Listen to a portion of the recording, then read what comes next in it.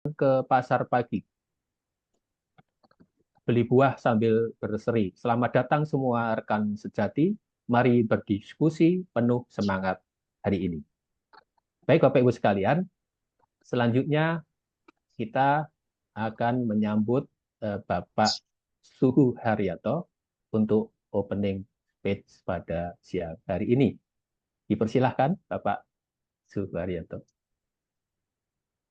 Ya, terima kasih pada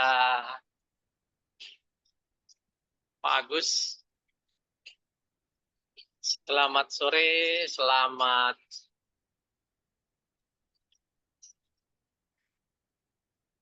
sore. Berseminar di dalam PIKTI, di mana pagi, siang, sore hari ini kita bersama-sama mengikuti seminar PIKTI seri ke-209. Pertama-tama, kita bersyukur kepada Yang Maha Kuasa atas segala anugerah, atas segala rahmatnya, di mana kita selalu dalam keadaan sehat, penuh dengan kebahagiaan dan rezeki yang berlimpah. Pertama, saya akan menyapa yang terhormat Direktur Tata Kelola Kesehatan Masyarakat Kementerian Kesehatan Republik Indonesia atau yang mewakili yang terhormat Ketua Umum PIKTI Dr. Eko Bayu Kasih, yang terhormat para ketua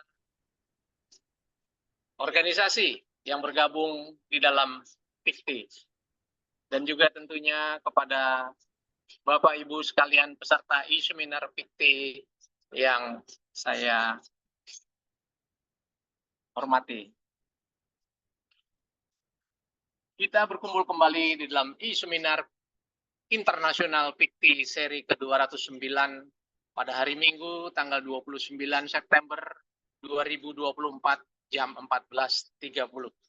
Di mana kali ini dengan topik yang sangat menarik dan sangat penting bagi kita semua, yaitu Integrative Care and Latest Technology for the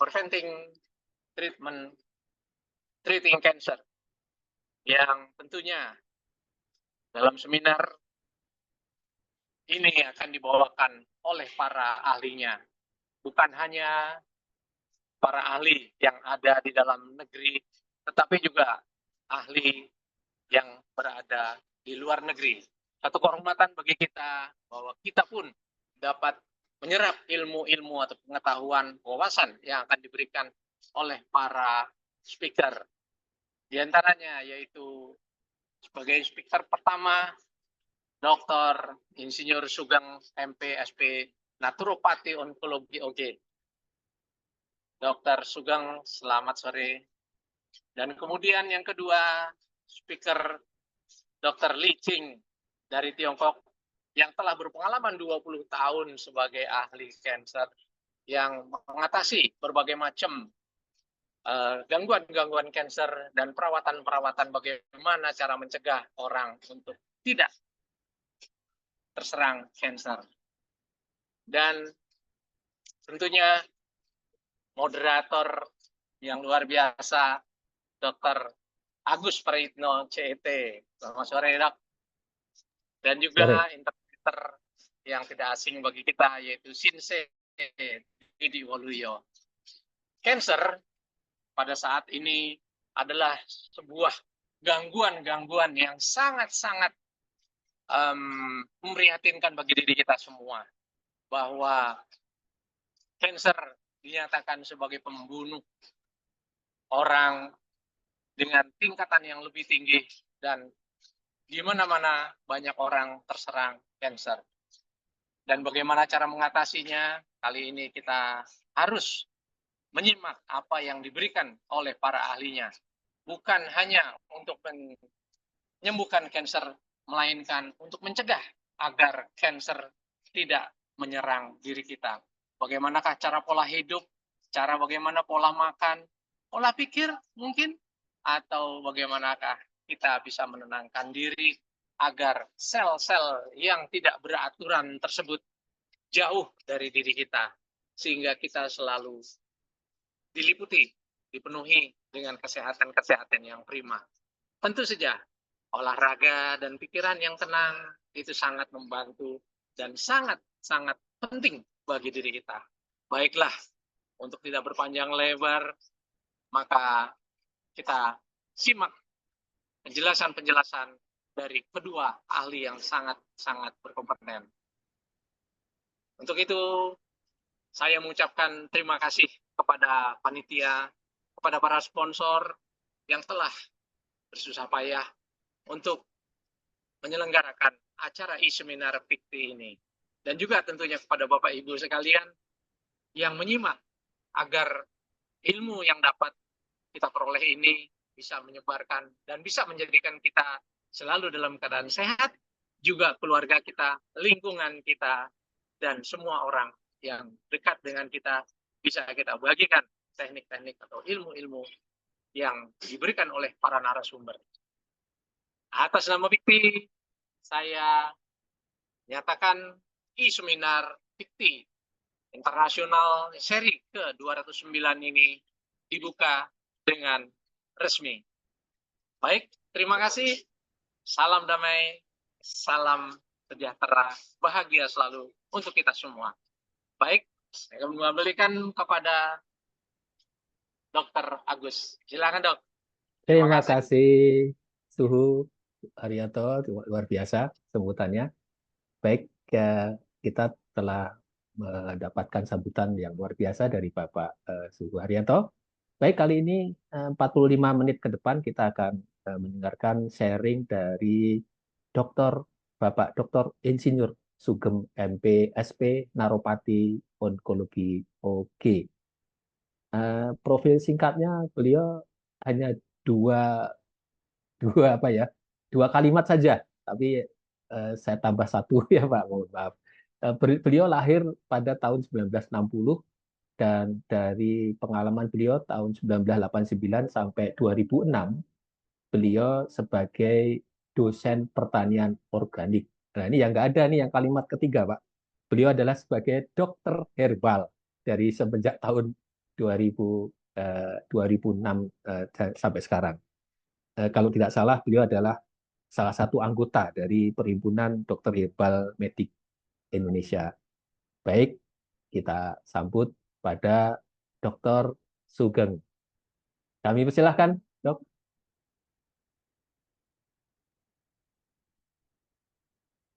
Bisa dibuka? Ya, silahkan bisa dibuka. Ya, baik.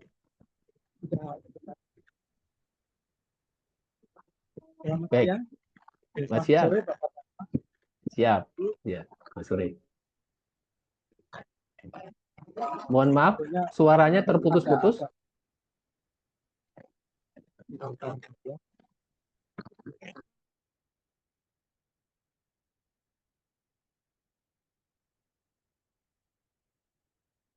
Nah, belum kedengaran, Pak Sugeng.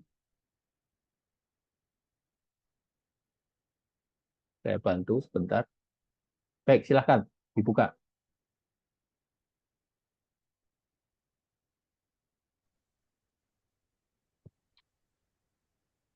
Halo, selamat sore. Sore. Ya. Salam sehat bagi kita semua. Ya, di sini saya ambil tema cara mencegah kanker payudara. Kenapa? Mohon maaf, Pak Sugeng, bisa salah satu dimatikan supaya tidak ada ini echo ya atau double suara.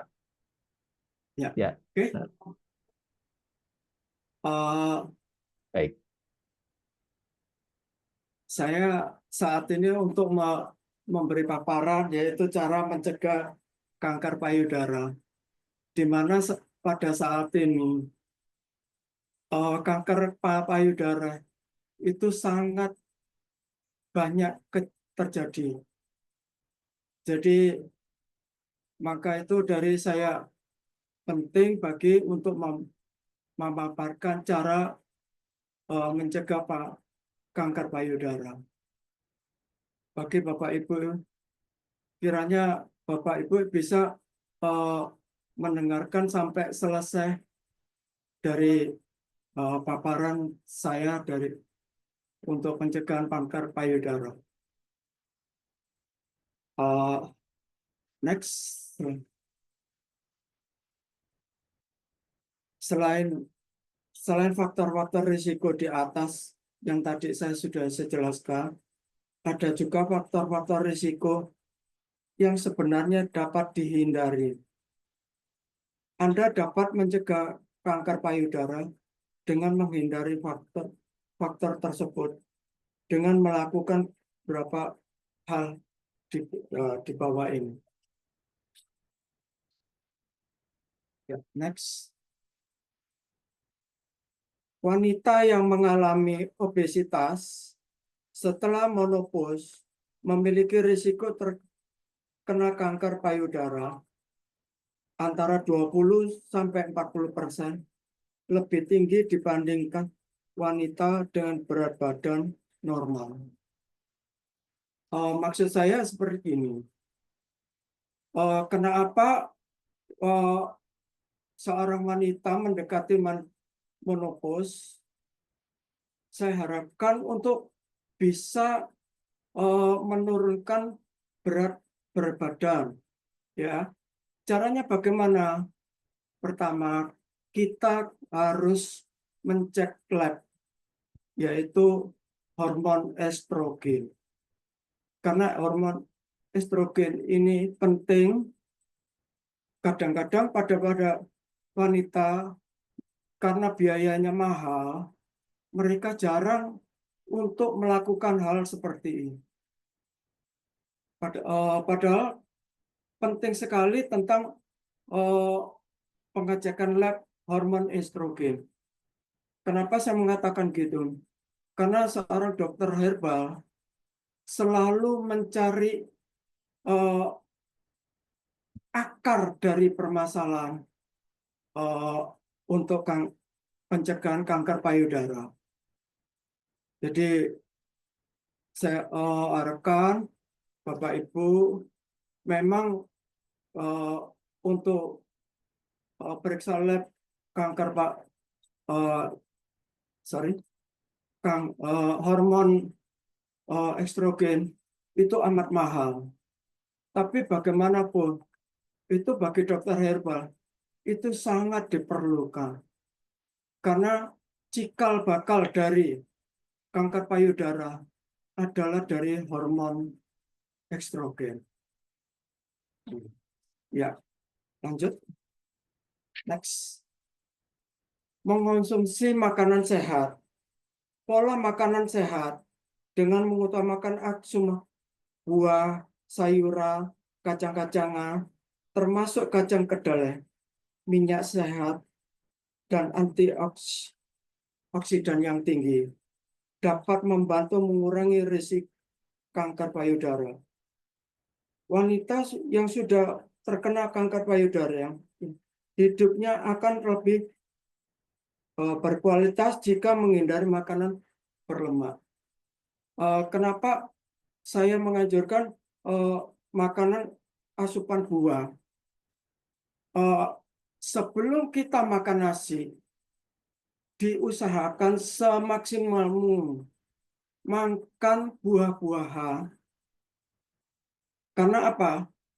Karena buah-buahan itu mudah diserap dalam waktu 20 menit. Setelah 30 menit, Bapak Ibu boleh makan nasi. Silakan, terserah mau makan apa. Kedua, hindarilah makan penyedap rasa ya. Jadi itu juga salah satu pemicu untuk kanker payudara. Jadi saya harapkan nanti bila ada pertanyaan silakan bisa share di grup. Jadi seperti misalnya micin, ya, penyedap rasa. Kenapa? Bumbu-bumbu kita sebetulnya tuh cukup banyak, gitu loh. Jadi pola makan tolong diperhatikan dalam keseharian, ya. Biasanya seperti sayur, kacang-kacangan ini penting. Kenapa? Karena kacang-kacangan ini bisa menyeimbangin hormon estrogen, ya. Kurangi makanan hewani, karena tahu sendiri sekarang banyak hewan-hewan itu tercemar dengan banyak pestisida kimia, ya. Terus ada bahan pengawet juga untuk supaya ikan hewan itu bisa awet, ya. Itu saya mohon untuk dihindari. Bukan masalah apa. Saya sendiri, saya sudah mulai tahun 89, saya sudah vegetarian. Kenapa? Saya tidak ingin terjangkit segala macam penyakit, ya. Jadi makanan sehat ini sangat-sangat diperlukan. Kenapa orang dulu usianya bisa di atas 80, tapi sekarang di atas 80 aja kemungkinan tinggal 10%. Karena apa? Karena konsumsi makanannya kurang sehat, ya, seperti fast food, ya, seafood, itu saya harapkan dihindari, gitu. Ya. Terus next, rajin berolahraga. Aktiflah secara fisik dapat menurunkan risiko kanker payudara. Sebaliknya, risiko kanker payudara meningkat pada wanita yang sudah bertahun-tahun tidak pernah melatih fisik lagi. Standar yang melakukan olahraga intensitas sedang seperti sepeda dan jalan cepat adalah selama 2 jam 30 menit selama 1 minggu. Dan itu saya harapkan untuk aktif olahraga itu pada pagi hari, ya. Ya, next berikutnya. Berhentilah merokok, ya. Mantan perokok memiliki risiko terkena kanker payudara sebesar 6-9%, lebih tinggi daripada mereka yang tidak pernah merokok sama sekali. Kondisi yang lebih buruk bisa dialami jika masih aktif merokok, yaitu 7-13% lebih berisiko untuk terkena kanker payudara. Ini sering terjadi, bapak-bapak, kadang ada juga seorang ibu-ibu juga merokok, ya. Saya harapkan untuk berhenti. Dan itu pun juga agar paru-paru kita bisa bersih. Ya. Next, berikut. Membatasi minuman beralkohol. Mengonsumsi minuman beralkohol 1 gelas setiap hari dapat meningkatkan risiko terkena kanker payudara sebesar 7-12%. Potensi terkena kanker payudara akan lebih tinggi jika biasa minuman beralkohol lebih dari 1 gelas per hari. Hal ini terjadi karena pada kaitan antara tingkat alkohol dan perubahan jumlah hormon di dalam darah. Ya, tadi dari awal saya sudah menyebutkan bahwa hormon estrogen itu penting sekali bagi bapak-bapak atau ibu-ibu untuk mencekkan minimal 1 tahun sekali, ya. Kecuali kalau sudah menopause itu 1 tahun dua kali. Kenapa? Karena kalau orang sudah menopause itu sudah untuk menghasilkan hormon yang diperlukan oleh tubuh itu tidak maksimal, ya, bisa turun, bisa lebih tinggi. Itu cara-cara untuk mencegah untuk kanker payudara. Ya, next. Menyusui bayi secara teratur. Menyusui bayi dapat membantu menurunkan risiko kanker payudara hingga 16%. Sejauh ini belum diketahui pasti mengapa menyusui dapat mencegah kanker payudara. Namun diduga menyusui dapat membantu keseimbangan hormon, mencegah paparan zat pemicu kanker, dan menghindari kerusakan sel payudara. Bagi ibu-ibu yang saat ini sedang menyusui, saya harapkan tuntaskan menyusui selama 2 tahun. Bila tidak sampai 2 tahun, itu juga efeknya juga bisa kena kanker payudara. Kenapa? Karena bila di dalam selama 2 tahun, ibu itu akan menghasilkan ASI. Ya, ibu boleh coba, mungkin ada putrinya yang sedang melahirkan, atau ada ibu-ibu yang sedang menyusui. Dicoba aja dalam waktu 1 minggu, bahwa kalau payudara ini tidak dikeluarkan air ASI-nya, akan timbullah benjolan di dalam payudara. Ini sangat riskan pada ibu-ibu. Makanya kenapa selalu ada berkata untuk ibu-ibu untuk menyusui, tuntaskan selama 2 tahun. Ya, jadi sangat baik sekali bagi ibu-ibu yang sedang menyusui, ya, tuntaskan agar hormon estrogen itu mencapai keseimbangan. Ya. Terus kedua, ini saya tidak membicarakan tentang porno, ya. Bagi ibu-ibu yang sudah tidak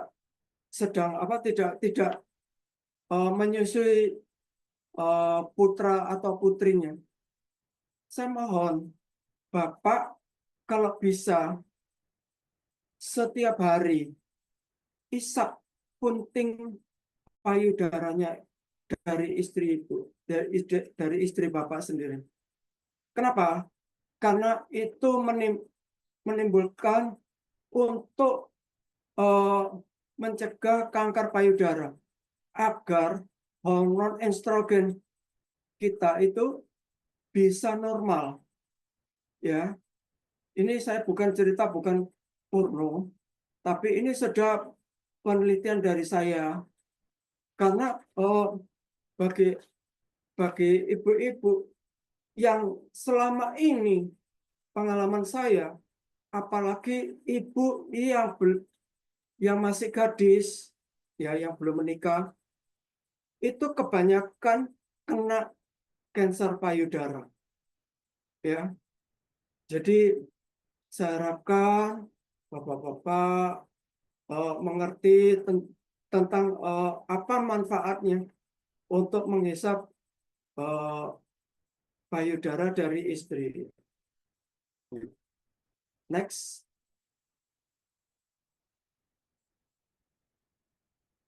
Membatasi terapi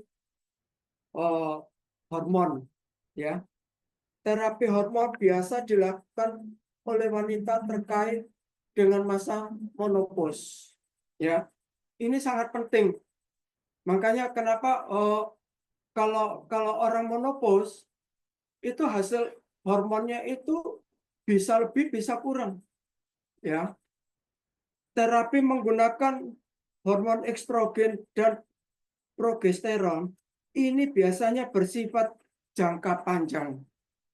Oleh karena itu, terapi ini berisiko meningkatkan kanker payudara. Apabila Anda benar-benar membutuhkan terapi hormon terapi, konsultasikan dengan pada dokter agar hormon tersebut akan dapat dikurangi. Ya, jadi tadi sudah saya jelaskan bagi ibu-ibu yang sudah menopause paling tidak 1 tahun 2 kali untuk menteskan hormon estrogen sama hormon progesteron. Ini sangat penting. Kenapa? Kanker itu bila tidak normal dari hormon, itulah yang mengakibatkan kanker payudara. Ya, jangan dipikir biayanya terlalu mahal. Ya, memang mahal, tapi lebih baik mencegah daripada mengobati. Ya, kenapa sampai saat ini kalau orang kena kanker, ya biasanya kalau dengan dokter konvensional, maaf kalau bila ada yang tersinggung, janganlah sekali-sekali melakukan biopsi. Ya, kita cari sumbernya dari mana. Sebetulnya itu bisa dioper tanpa untuk melakukan biopsi. Jadi penting sekali pada bapak-bapak, ibu-ibu pengertiannya. Mungkin di antara teman-teman ibu atau bapak yang sudah melakukan biopsi, apalagi sudah pengangkatan, efeknya luar biasa. Pasti larinya ke metastasis, ya. Itu sudah sulit untuk diobati dengan cara apapun, kecuali kalau belum dilakukan biopsi, kalau di kemo aja bisa diobati, ya. Itu saran-saran dari saya untuk supaya Bapak Ibu cukup mengerti tentang masalah ini. Ya. Lalu next, menghindari paparan radiasi. Wanita yang pernah menjalani pengobatan dengan terapi radiasi di dada sebelum usia 30 tahun lebih berisiko menderita kanker payudara. Oleh karena itu, menghindari paparan radiasi sangat penting untuk dilakukan sebagai salah satu pencegah kanker payudara. Ya, jadi bagi ibu-ibu yang sudah pernah, itu nanti ada saya harapkan untuk bisa tes hormon estrogen aja, ya. Bagaimana hormon estrogen nilainya dinilai atas atau bawah. Hormon estrogen minta ketepatan, tidak boleh lebih, tidak boleh kurang. Itu anjuran-anjuran dari saya. Jadi mungkin saya tidak terlalu banyak memberi makalah yang terlalu panjang. Jadi mungkin Bapak Ibu bisa mengajukan pertanyaan-pertanyaan. Iya. Next. Hal penting umum untuk mengenali adanya perubahan pada payudara adalah dengan melakukan pemeriksaan secara mandiri, disebut sadari, yaitu dengan meraba payudara sendiri untuk mendeteksi ada kelainan.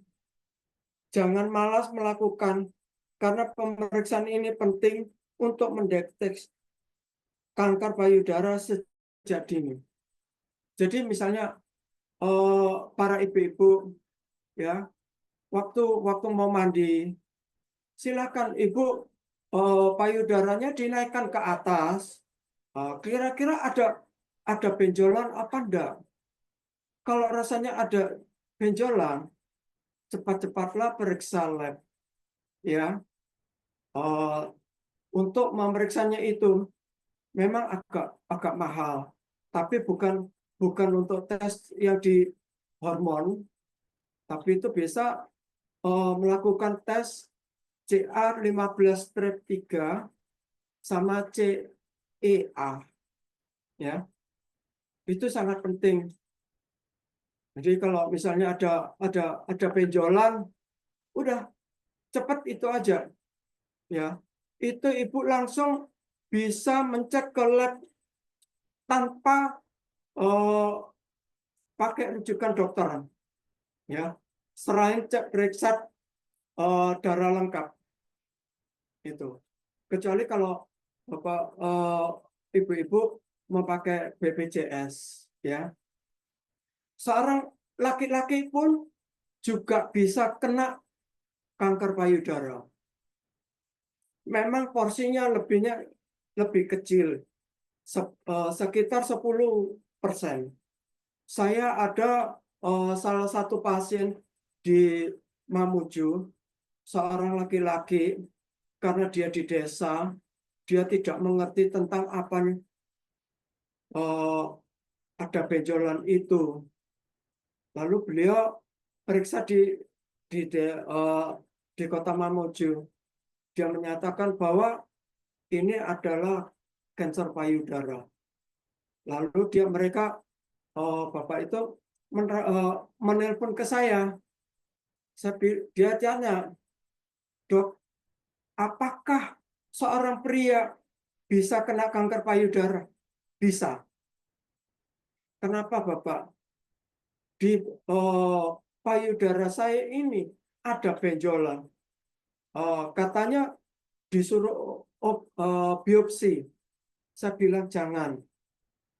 Bapak coba tes CA15-3 sama CEA. Selain tes lab total. Mereka karena tidak punya uang dan terpaksa dia waktu itu pakai BPJS. Dari BPJS ketahuanlah bahwa CA-nya itu CEA-nya tinggi, CA15-3 itu juga tinggi. Beliau terus minta tolong ke saya bilang saya obati, tapi dengan syarat harus mengikuti aturan apa yang saya anjurkan, yaitu pertama saya harus makan makanan vegetarian, sayur-sayuran, ya, untuk penyedap rasa apapun, stop. Enak tidak enak, itu yang penting bisa sembuh. Karena beliau sangat ingin sembuh karena anak beliau masih kecil. Dalam waktu 1 tahun 8 bulan dia sembuh total. Dan dokter puskesmas di sana bingung. Kamu kok kenapa bisa sembuh total? Berobatnya dari mana? Bapak itu mengatakan, saya disembuhkan oleh dokter herbal. Lalu beliau berkenalan kepada saya anjurkan. Kebetulan nama dokternya Dokter Andreas. Saya anjurkan untuk wajib memeriksa hormon estrogen bila dia belum kena. Terus dia mengatakan kalau BPJS tidak di-cover, saya tidak bisa berbuat apa-apa karena itu peraturan dari pemerintah ya. Kalau dia mau secara untuk periksakan hormon estrogen secara mandiri, silahkan. Memang mahal. Dari dulu sampai sekarang kurang lebih biaya 1,5 juta. Dan hasilnya memang tidak bisa cepat. Antara 3 sampai 1 minggu. Ya, itu dari awal-awal untuk cara pencegahan kanker payudara. Next. Selain pemeriksaan secara mandiri, Anda juga dianjurkan untuk melakukan meriksa ke dokter secara rutin sebagai salah satu cara mencegah kanker payudara. Dokter akan memeriksa mamogram atau USG untuk memeriksa kondisi kelenjar payudara. Jadi kalau ibu-ibu kalau sudah ada benjolan, tolong jangan mau dipencet-pencet, ya. Kalau dipencet-pencet, dia akan cepat menyebar. Ya, ini dari saran saya. Sebetulnya tidak perlu, karena dari mamogram itu sudah cukup bisa mengetahui dia ada kanker payudara atau tidak. Ya, ibu bisa konsultasi kepada dokter yang bersangkutan. Tapi kalau disuruh biopsi, tidak menyelesaikan masalah. Itu paparan-paparan dari saya. Memang saya persingkat, soalnya biasanya kalau saya membawa seminar offline itu 4 jam. Karena ini dibatasi 45. Jadi makanya saya persingkat. Saya harapkan Bapak Ibu bisa bertanya tentang masalah kanker payudara. Jangan ke lain-lainnya. Ya.